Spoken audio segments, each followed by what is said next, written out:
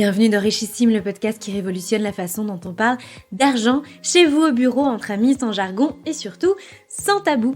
Je suis Delphine Pinon, je suis money coach, investisseuse en immobilier et libre financièrement à 35 ans. Depuis plusieurs années déjà, je vous aide à développer votre intelligence financière et votre money mindset dans le but de créer enfin de vrais changements dans votre vie. Chaque semaine, je partage un nouvel épisode avec un invité ou en solo dont l'ambition est de provoquer de vraies prises de conscience à propos de l'argent. Retrouvez-moi sur Instagram, Richissime Podcast, pour les coulisses du podcast, de nouveaux contenus inédits à propos de l'argent, des partages plus personnels et pour connaître mes offres de formation et d'accompagnement. On continue notre série de best-of de fin d'année avec un sujet ô combien d'actualité, la consommation. En préparant cet épisode, j'ai réalisé que je n'avais pas fait d'épisode conso depuis très longtemps, alors ce best-of est une bonne occasion de se replonger dans mes meilleurs contenus à ce sujet, d'autant qu'en cette période de fin d'année, les questions sur la société de consommation et notre propre consommation sont nombreuses. Et pour débuter, je vous ai choisi un extrait de la capsule 14 que j'avais consacrée aux dépenses plaisir. Quelle place leur accorder dans notre consommation, dans notre budget et surtout quel sens leur donner dans notre vie. Dans ma vie d'avant, il y avait, et ça je m'en suis rendu compte bien plus tard, il y avait un manque cruel de sens.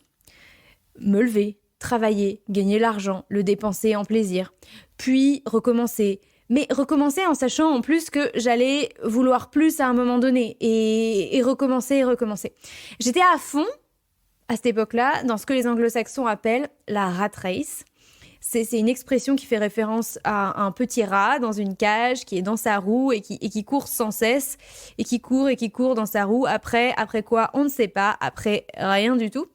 En français, je trouve que l'expression qui se rapproche le plus de rat race, c'est métro boulot dodo, avec cette idée supplémentaire dans la rat race que on court toujours après quelque chose de plus.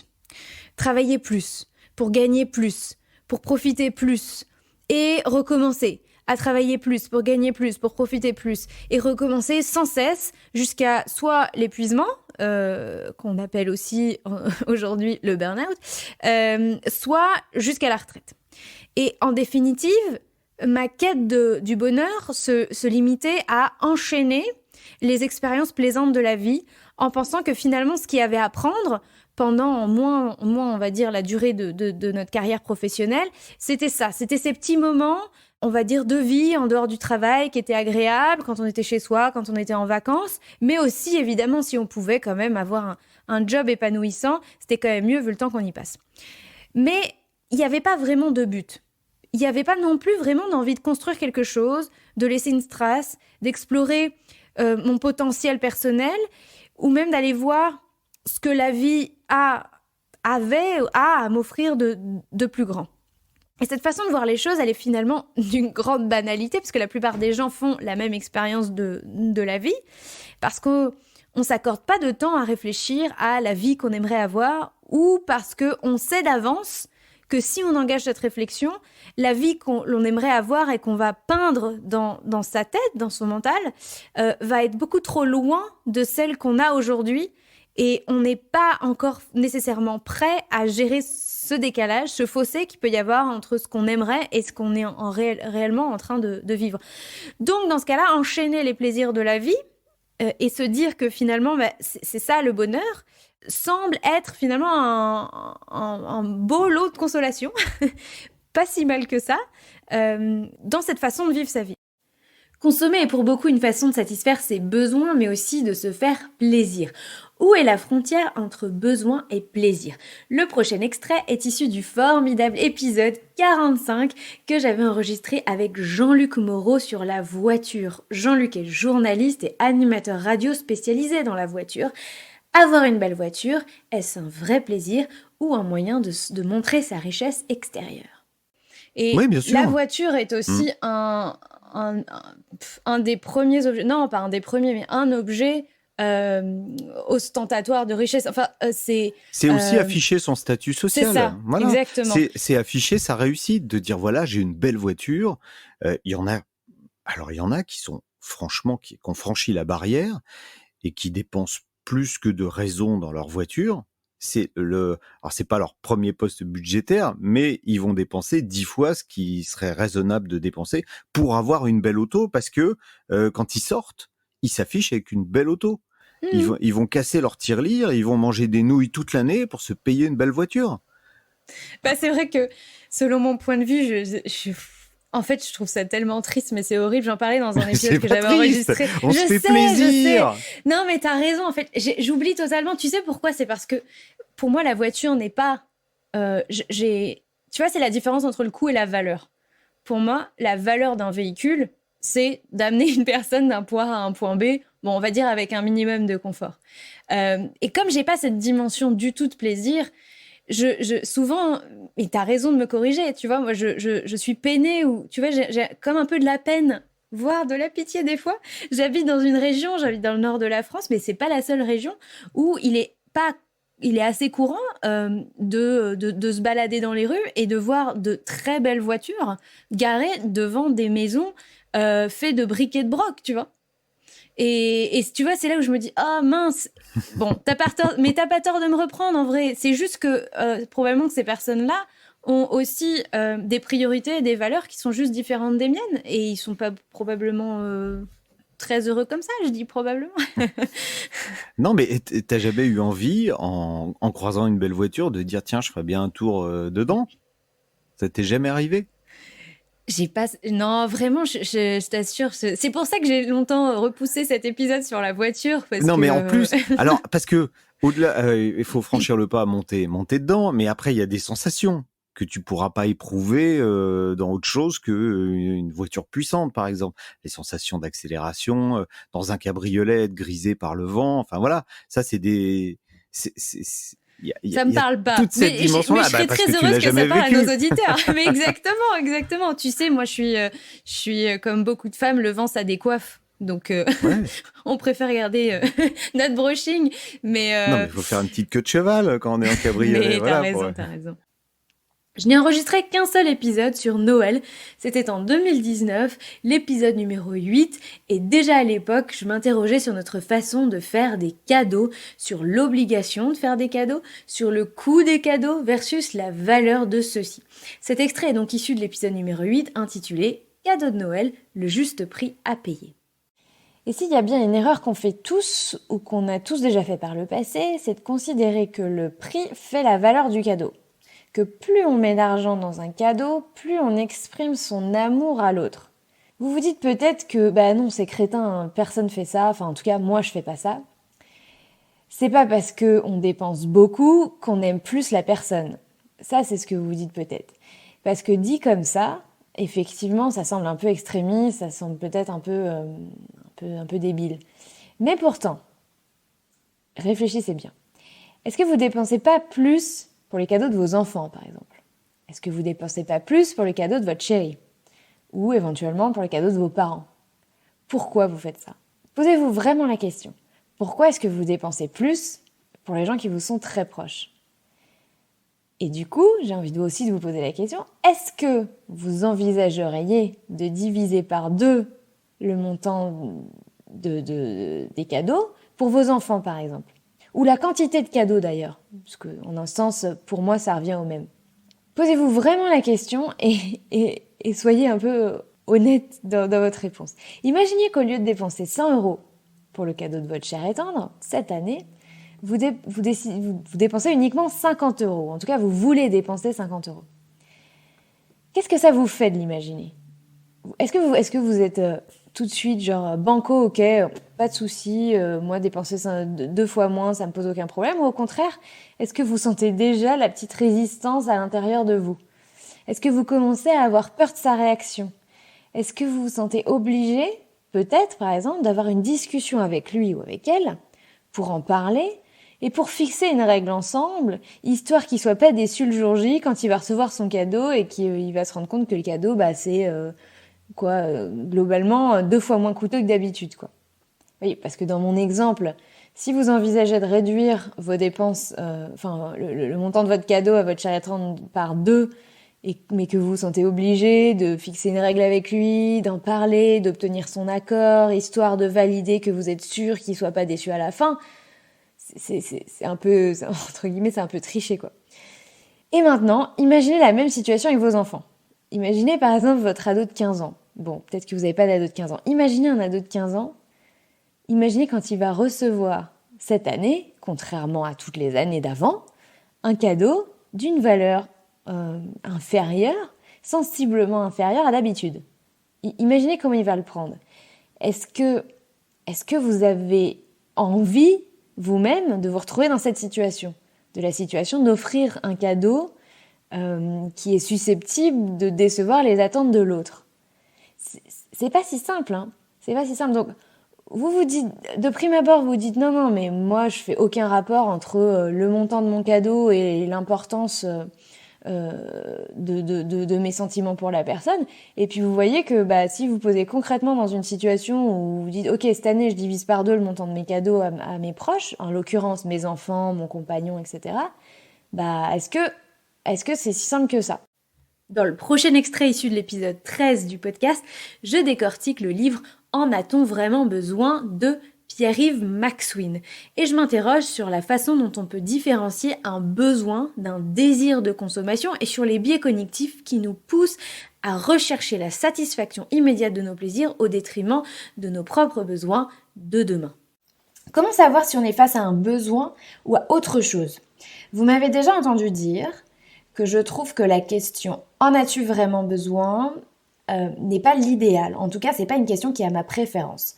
Parce que je trouve que c'est trop facile de répondre par l'affirmative à cette question. Oui, j'en ai vraiment besoin. Et du coup, on peut se convaincre qu'on a besoin d'acheter le dernier iPhone, qu'on a besoin d'acheter cette jolie petite peluche pour son enfant ou l'aspirateur qui fait le ménage tout seul. Le désir est un objet très très puissant. Maxwin dit du désir, je cite, « Le désir n'est pas rationnel, il emprunte sur l'épargne retraite, sur le budget des courses et nous pousse à nous payer des choses sans importance dans l'immédiat. Le désir a le don de vider notre cerveau de son sang et donc de nous empêcher de réfléchir, on passe de la rationalité à l'impulsivité. » En outre, il pose cette question que je trouve fondamentale. A-t-on les moyens d'avoir des plaisirs immédiats quand on néglige notre épargne ? Quand on néglige notre avenir. On en revient donc à l'idée que surconsommer, c'est une histoire d'arbitrage entre besoin et plaisir, mais c'est aussi une question de moyens, comme je l'ai dit tout à l'heure.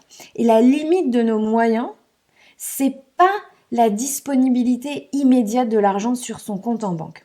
Je m'explique. Mettons qu'il me reste 150 € sur mon compte en banque. Et j'ai peut-être 2000 € d'épargne sur des comptes d'épargne. Ça tombe bien, parce qu'on est en période de solde et que j'ai repéré une petite jupe qui me coûte 45 € et qui d'ailleurs me va comme un gant. 45 €, j'ai assez sur mon compte, il me reste 150 €, j'ai assez sur mon compte, donc du coup, je l'achète cette petite jupe. Et j'ai aucune raison de m'inquiéter parce qu'on est le 28 du mois et que j'ai aucun risque d'être à découvert, j'ai prévu, en tout cas j'ai payé tout ce que je devais payer. Donc, tout va bien. Enfin, est-ce que tout va vraiment bien? Non, tout ne va pas bien. D'abord, cette jupe en ai-je vraiment besoin? En matière de fringues, en matière de dépenses pour des vêtements, la réponse à cette question en ai-je vraiment besoin est rarement oui. On a plus souvent trop de fringues dans nos placards que pas assez. En plus, dans mon exemple, j'ai certes réussi à respecter le principe de base qui consiste à dépenser moins que ce qu'on gagne. Ça, c'est ok, mais, et ce mais est important, mais ai-je assez mis de côté pour subvenir aux besoins de mon moi futur? Donc j'ai dépensé moins que ce que je gagnais, mais est-ce que ce que j'ai pas dépensé, est-ce que ce que j'ai mis de côté c'est suffisant? Est-ce que j'ai été assez prévoyante? Ai-je assez d'argent de côté par exemple pour faire face à une urgence qui m'oblige à sortir 2000 € de ma poche demain? C'est un exemple que prend Maxwin. En fait, c'est l'objet de son premier chapitre. Avoir 2000 € de côté pour faire face à une urgence. Donc, si c'est son premier chapitre et qu'il en parle dès le début de son livre, c'est que pour lui, c'est vraiment important. Urgence, vous dites, ok, c'est peut-être pas ma priorité de financer l'imprévu. De toute façon, l'imprévu est infinançable. Par définition, on ne peut pas le prévoir. Mais l'imprévu est statistique. Il va forcément vous arriver des choses imprévisibles. Et je vous le dis tout le temps, ça va vous arriver. Donc on ne peut pas se permettre de ne pas prévoir l'imprévu. Pensez, je ne sais pas, réparation de votre voiture, une chute dans la rue qui va nécessiter une hospitalisation, le remplacement de votre chaudière qui tombe en panne en plein hiver, un rapatriement d'urgence d'un voyage. C'est peut-être pas quelque chose de très grave, mais en tout cas quelque chose qui nécessite de vous faire rapatrier et qui n'est pas forcément pris en charge par votre assurance. Donc un imprévu, on sait juste pas quand est-ce qu'il va tomber, mais on sait que ça va tomber. Donc l'épargne, c'est pour les urgences, mais c'est pas que pour les urgences. En fait, il y a le mois de maintenant et le mois de demain.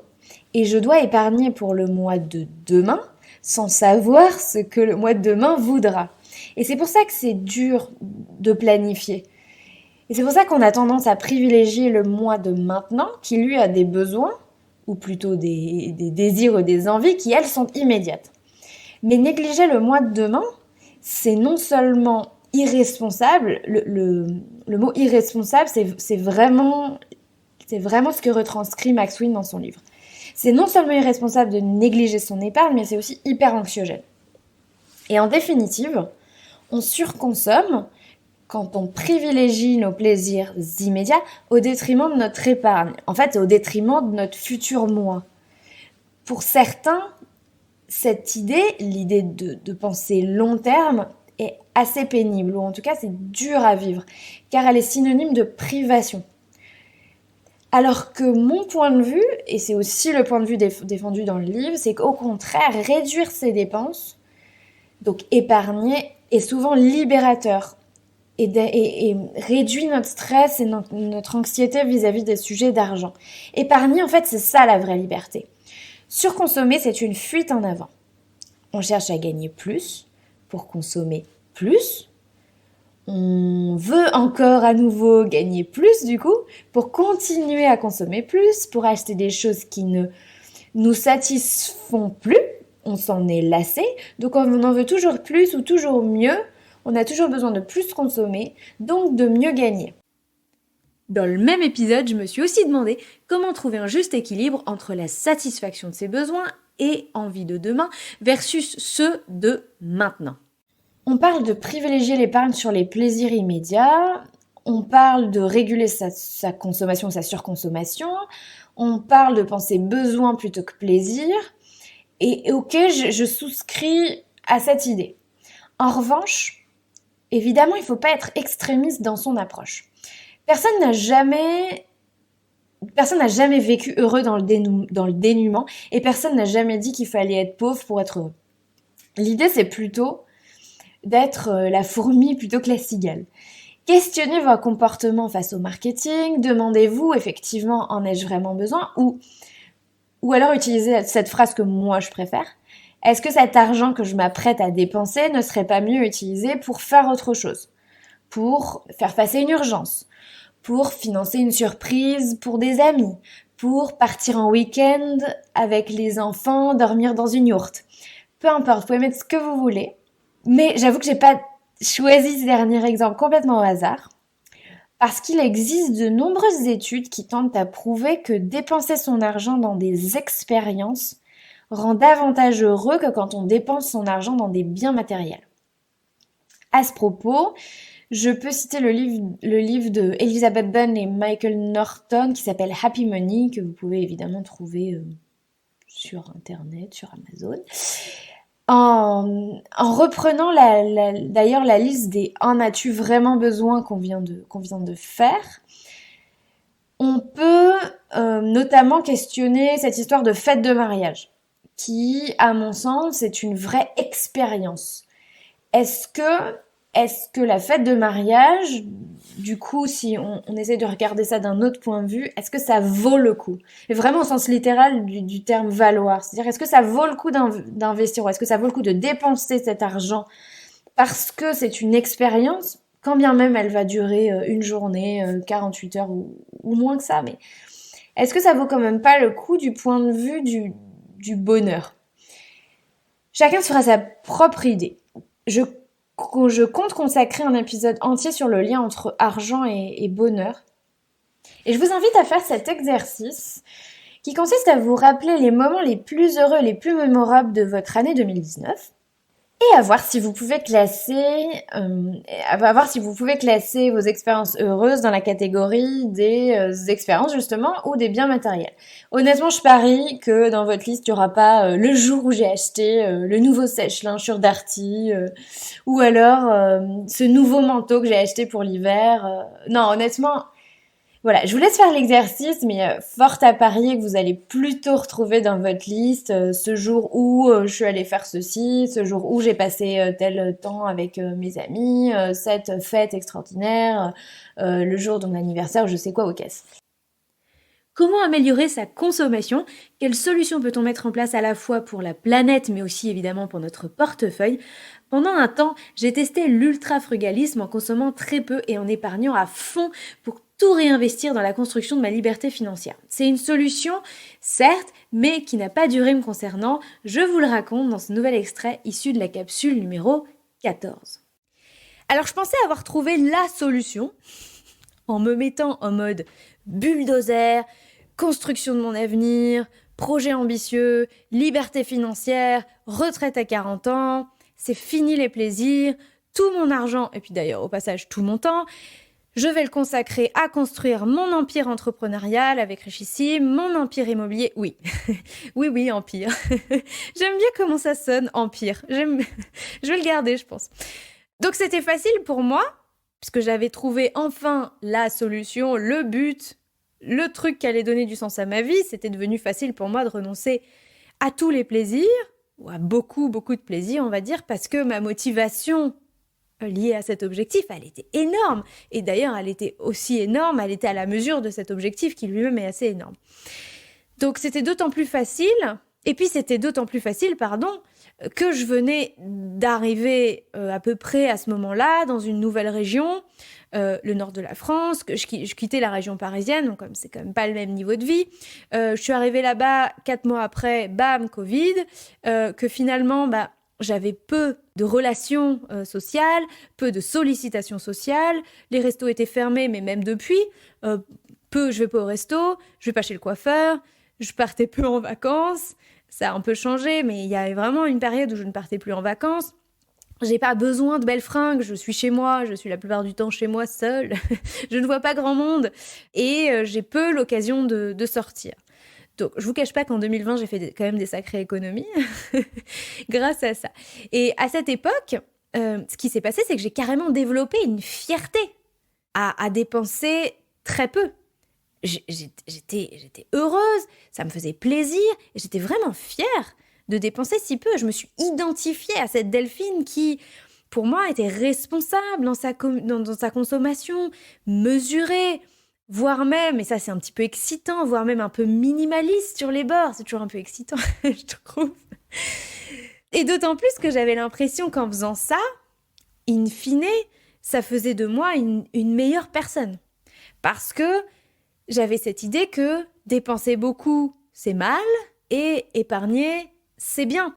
Dans le prochain extrait issu de l'épisode 27 consacré à la consommation de seconde main, Pascal Poulain, auteur de Je saute sur l'occasion, nous parle d'hyperconsommation, de production intensive et de l'absurdité de ce système de production. On est dans une société où on croule littéralement en fait sous les objets, sous les marchandises. Voilà, on n'a jamais autant consommé, donc il n'y a jamais eu autant de déchets. C'est pour ça que pour moi c'est une solution, mais c'est pas la solution non plus, parce que la solution, ça serait effectivement que tout ça se régule, enfin, qu'il y ait moins de consommation, qu'il y ait moins de production. Dans le cadre des vêtements, par exemple, enfin, voilà, on arrive à des choses mais complètement dingues, c'est-à-dire chez H&M, c'est une dizaine de collections par an, et chez Zara, c'est plus de 20. Hein. Donc voilà, aussitôt qu'un vêtement apparaît, en 2 semaines, en fait, il y a une autre collection qui est arrivée. Donc là, c'est vraiment et ça, c'est pareil dans plein de domaines. C'est pareil dans le domaine de l'édition aussi, enfin, dans le domaine du livre. Voilà, on n'a jamais produit autant de livres et des livres, voilà, qui vont finir au pilon. Marie Dubois, blogueuse consommation et auteure de J'arrête de surconsommer, que j'avais reçue dans l'épisode 40 du podcast, prône également le consommer moins. Et du coup, la question directe que j'ai envie de te poser là, c'est, tu me disais tout à l'heure, pour les gens, souvent consommer mieux, c'est forcément plus cher. Est-ce que pour toi, c'est le cas? Alors, c'est le cas, oui, si on n'a pas une vision globale de la consommation. Pour nous, pour Herveline et moi, une consommation raisonnée, c'est consommer moins et mieux. Et souvent, on a tendance à se pencher sur le consommer mieux, alors que le consommer moins est une clé vraiment très importante qu'on a tendance à délaisser. Du coup, c'est pour ça que quand on s'attaque au budget, évidemment, je vais pas te dire qu'un kilo de tomates bio coûte moins cher qu'un kilo de tomates pas bio, c'est pas vrai. Enfin, je veux dire, on va pas enfoncer les portes ouvertes, quoi. La question, c'est plutôt comment je vais faire pour me payer ces tomates bio avec le même budget qu'hier. Donc, c'est pour ça que on a une vision globale de la consommation et une vision globale du budget. C'est-à-dire qu'on va pas forcément couper le budget alimentaire de tous les autres budgets du foyer. Pour savoir quel budget accorder à sa nourriture, il faut avoir aussi une bonne gestion de tous les autres postes. Voilà. Après, ça c'est pour la nourriture. Mais par exemple, une pièce de mode éthique, un vêtement éthique, peut coûter extrêmement cher. Et tout le monde n'a pas les moyens de se payer un chemisier à 150 euros, même si il est produit dans des conditions super et que bien évidemment il les vaut, le travail fait derrière et les conditions valent ce prix. Mais tout le monde n'a pas les moyens de se payer ça. Alors comment on fait pour avoir un comportement de consommateur responsable quand on n'a pas les moyens? Eh ben, on trouve aussi d'autres solutions comme l'achat de vêtements d'occasion. On apprend à gérer une épargne pour s'octroyer voilà quelque chose qui coûte cher plus tard. On apprend à différer en fait ses envies pour pouvoir mettre de côté pour des projets. C'est-à-dire qu'en fait avec Herveline, nous, on n'a jamais de réponse du tac au tac quand on nous pose une question parce que dans la question de la consommation, on n'a pas de baguette magique quoi. Il n'y a pas de c'est 5 astuces qui vont vous changer votre vie, la quatrième va vous étonner quoi. Non, ça ne marche pas comme ça en fait. Il faut avoir conscience de toute sa situation globale. Est-ce qu'on habite en ville? Est-ce qu'on n'habite pas en ville? Est-ce qu'on est seul? Est-ce qu'on a une famille? Combien on gagne? Et aussi, il faut avoir une bonne approche de sa situation mentale et psychologique. C'est-à-dire, qu'est-ce que la consommation veut dire pour moi? Pourquoi je veux consommer ça? Etc. Voilà, quand on se lance dans ces sujets-là, c'est sans fin en fait. La consommation, c'est vraiment une porte vers le développement personnel, la politique. Enfin, c'est sans fin. Quant au fait de mieux consommer, le principal frein à une consommation plus raisonnée, c'est le budget, comme le rappelle Marie Dubois dans ce nouvel extrait. S'engager à fond dans le zéro déchet, ça nous motivait pas. Pour nous, c'était pas suffisant en fait. Chaque problématique, tu vois, coupée en compartiments. Le minimalisme ne suffisait pas. On avait une vision beaucoup plus globale de la consommation et on avait conscience toutes les deux que un des freins principaux pour se lancer et durer dans une consommation raisonnée, eh bien, c'était le budget. Puisque de groupe en groupe, on voyait partout cette problématique revenir, c'est-à-dire moi, je peux pas manger bio parce que ça coûte trop cher, j'ai pas les moyens. Moi, je peux pas acheter une pièce, un objet, un vêtement éthique parce que ça coûte trop cher, j'ai pas les moyens. Et on s'est dit, plutôt que de passer notre vie à papillonner dans des espaces compartimentés, si on créait notre propre espace, mais notre but c'était que les gens passent à l'action. Notre but c'était pas de redonner les mêmes astuces qu'on lisait partout.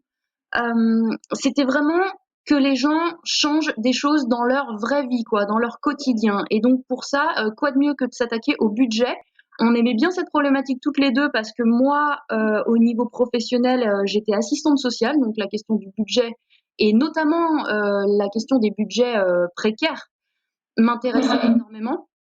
Et Herveline, elle, avait été confrontée à des problèmes de budget, c'est ce qu'elle raconte dans le début de notre livre, c'est-à-dire que elle était prise dans une consommation et même dans une surconsommation, même classique dans son couple, dans sa famille, à un certain moment. Et il se trouve que son mari a fait un burn-out, a tellement vouloir travailler, a tellement se tuer à la tâche pour ramener de l'argent pour sa famille, argent qui claquait allègrement, finalement qui arrivait mais qui filait aussitôt, et ils étaient dans une angoisse permanente. La surconsommation ne les rendait pas heureux, clairement, et il en est arrivé à faire un burn-out. Et donc, problème non seulement de santé, mais de revenus qui chutent. Donc pour eux, ça a vraiment été l'ouverture des yeux sur la priorité, quoi. C'est quoi la priorité dans notre vie? C'est d'être apaisé, d'être en bonne santé. C'est certainement pas de gagner plus d'argent. Et donc eux, c'est par la force des choses qu'ils ont dû apprendre à consommer différemment. Donc tout ça pour dire que la question du budget nous traversait toutes les deux et qu'on avait expérimenté ça toutes les deux. Et c'est comme ça qu'est né en fin 2015 notre groupe Facebook Gestion budgétaire, entraide et minimalisme, pour aider les gens concrètement, vraiment concrètement, à passer à une consommation plus raisonnée, notamment par le biais de la gestion du budget. Alors en ce moment, comment profiter des fêtes sans pour autant faire exploser le budget? J'en parlais il y a 3 ans dans l'épisode numéro 8. Premièrement, c'est Noël et c'est pas la fin du monde, donc ça sert à rien de dépenser comme si c'était le dernier jour de votre vie. Je sais qu'il y a des gens qui aiment beaucoup faire des extravagances à Noël, mais on peut très bien se faire plaisir à Noël plus simplement avec moins de choses à manger, moins de produits luxueux sur la table et, comme on vient de le dire, des cadeaux moins coûteux. Et avec toujours autant de plaisir à partager des moments en famille parce que c'est quand même l'essence et l'essentiel de Noël. Mais bien entendu que pour consommer intelligemment et pour réduire son budget à Noël, il faut un minimum d'anticipation quand même et de préparation. J'en profite pour féliciter tous ceux qui ont tellement anticipé qu'ils ont profité des promos de novembre et du Black Friday pour faire l'intégralité de leurs courses de Noël. Je vous dis chapeau, j'en ai pas fait autant, mais moi je trouve que c'est vraiment probablement la meilleure stratégie à adopter. Mon second conseil, c'est de penser récup, seconde main et occasion.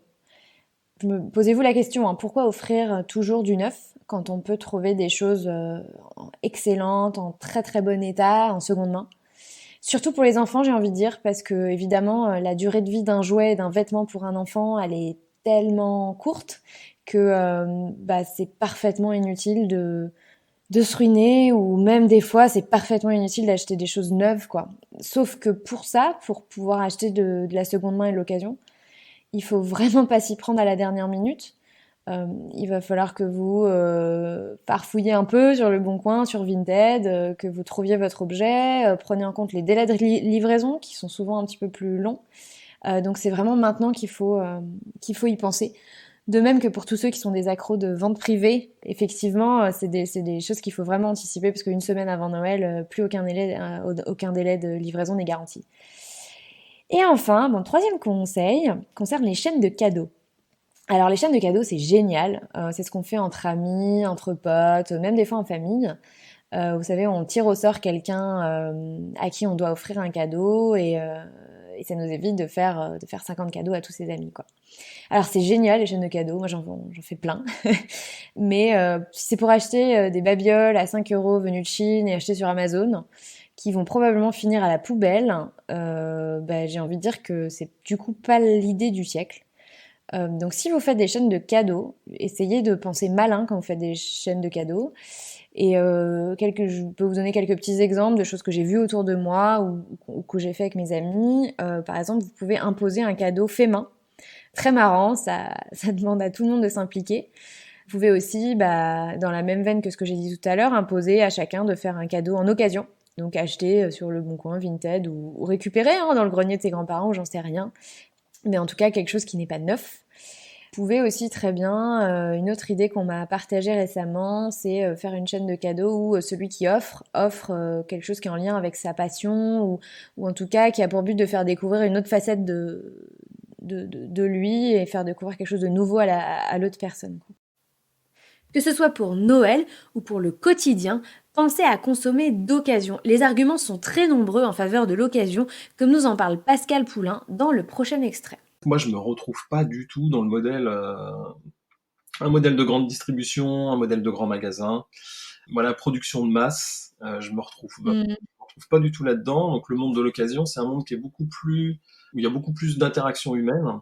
Le fait de rencontrer des particuliers, voilà, on achète des objets qui ont des histoires et on va pas dans un magasin où il y a un vendeur qui nous vend un article. Toi, par rapport à ce que tu as lu dans ce livre d'éducation pour les papas, justement, la personne disait qu'il fallait pas que l'occasion n'était pas bonne parce qu'on récupérait un objet avec une âme. En fait, on dit souvent que les objets ont une âme, et toi, au contraire, c'est une des motivations que tu as à acheter d'occasion, c'est l'idée que cet objet a vécu.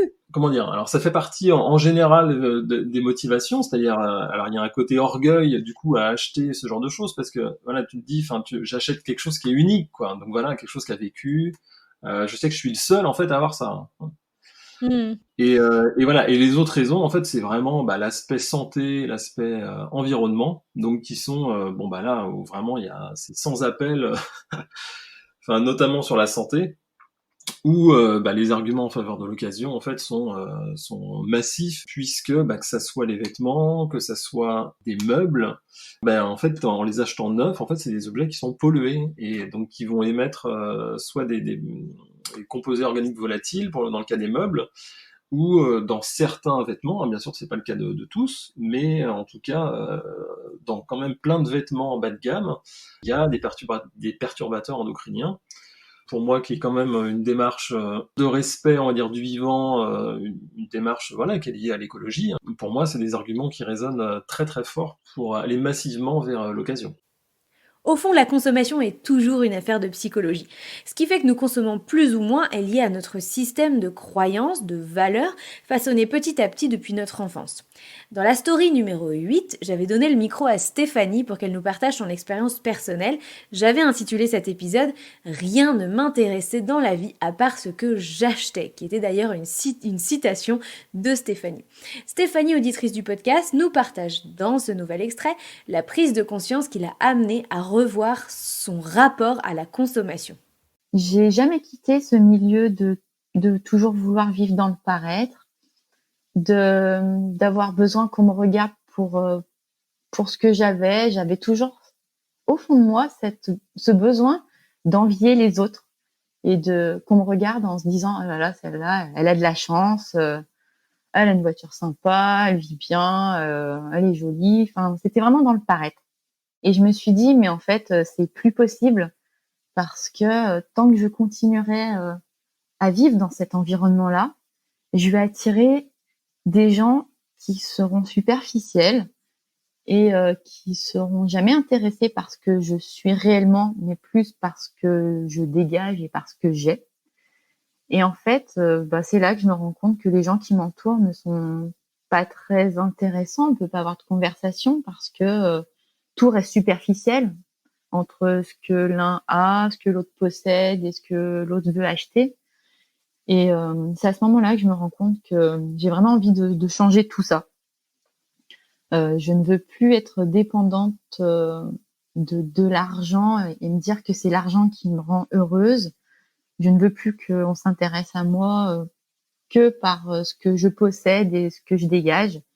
J'ai vraiment envie d'être entourée de gens avec qui je peux avoir des conversations plus enrichissantes, des gens qui vont s'intéresser à moi parce que je suis intéressante par autre chose que ma voiture. C'est là que je me rends compte quand j'ai fait ce travail sur moi que j'ai commencé à me détacher de tous ces biens matériels, de toute cette apparence superficielle, que j'ai commencé à me retrouver avec moi-même, vraiment face à moi, comme si j'étais devant un miroir. Et en fait, je me rends compte que je ne sais pas qui je suis, en fait, qu'est-ce que j'ai d'autre à offrir que ce que je peux montrer? Comment on peut s'intéresser à moi autrement que par ce que je possède, alors que toute ma vie a tourné autour de ce que je possédais, de ce que j'avais.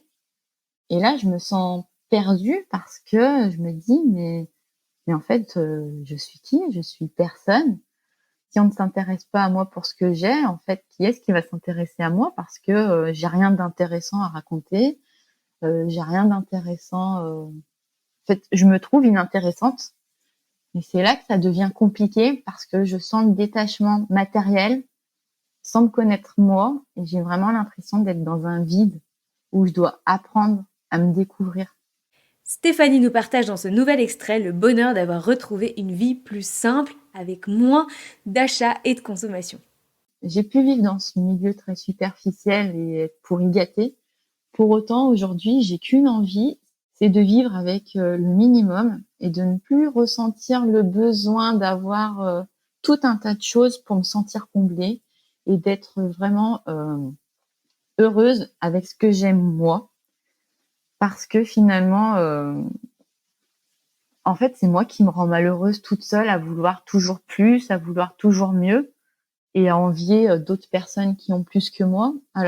Et du coup, je perds mon temps et je me rends malheureuse toute seule. Alors que finalement, j'ai tout pour être heureuse parce que j'ai des enfants en bonne santé, je suis moi-même en bonne santé, j'ai un logement plus que correct et j'ai une situation qui me permet aussi de finir la fin du mois, forcément en faisant attention, mais je peux pas dire non plus que je me prive.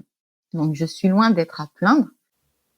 Pendant longtemps, Marie Dubois a refusé l'idée que l'argent pouvait être un frein au changement de nos comportements de consommation, prenant l'idée que tout le monde pouvait faire quelque chose à sa mesure et négligeant la dimension collective du changement et le poids de la pauvreté dans notre société. J'ai beaucoup évolué sur ce sujet-là. Vraiment, je dirais presque l'inverse aujourd'hui de ce que je disais il y a quelques années, mais je trouve ça hyper intéressant.